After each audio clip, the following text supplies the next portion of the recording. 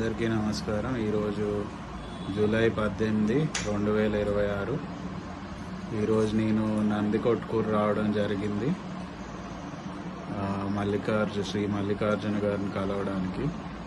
ఆయనే మాకు చాలామందికి వేణువులు తయారు చేసి అందిస్తున్నారు. ఈరోజు ఏ షార్ప్, కర్ణాటకలో ఏ షార్ప్, బి, తర్వాత హిందుస్థానీలో సి, ఎఫ్ వేణువులు, A Hindustani, B, G sharp Hindustani, ఇవన్నీ తయారు చేశారు ఆయన. ఇంకా లాస్ట్ ఫైన్ ట్యూనింగ్ చేస్తున్నారు.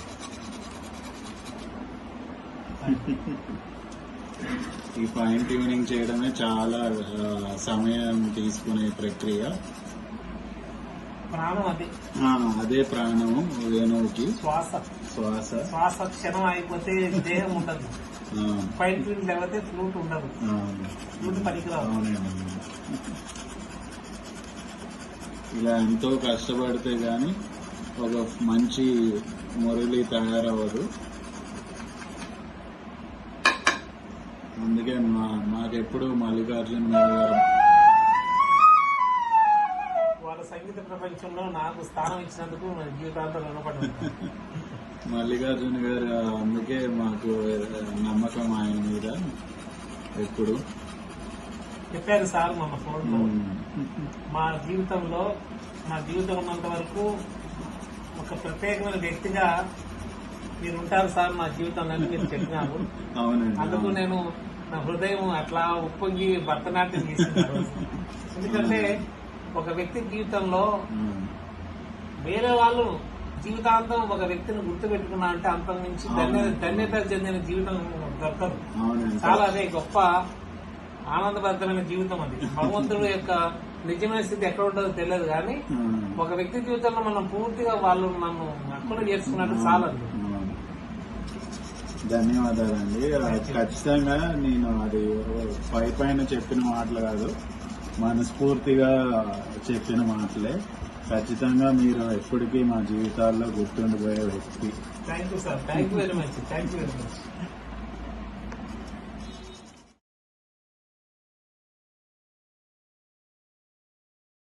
ఇంత గొప్ప బహుమతి భగవంతుడు నాకు ఇచ్చేవాడు కాదు.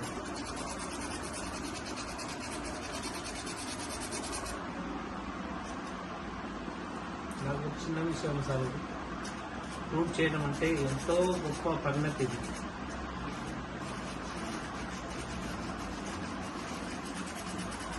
ఆషామాషి కాదండి, చాలా కష్టమైన. మీరు చూస్తున్నారు కదా. అవునవును. ఒక ఫ్రూట్ అర్ధ గంట, ముక్కాల గంట, చేసేది మరి. అవునవును. చేసిన ఫ్రూట్ ఇంత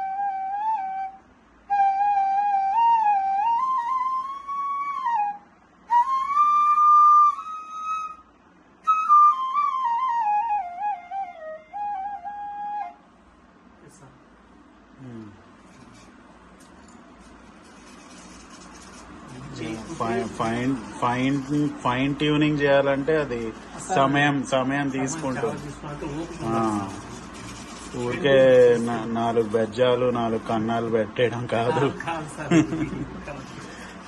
అంత చేస్తే అందరు ఫ్రూట్ మేకర్లు అవుతారు. ఆ? అందరు ఫ్రూట్ మేకర్లు అవుతారు.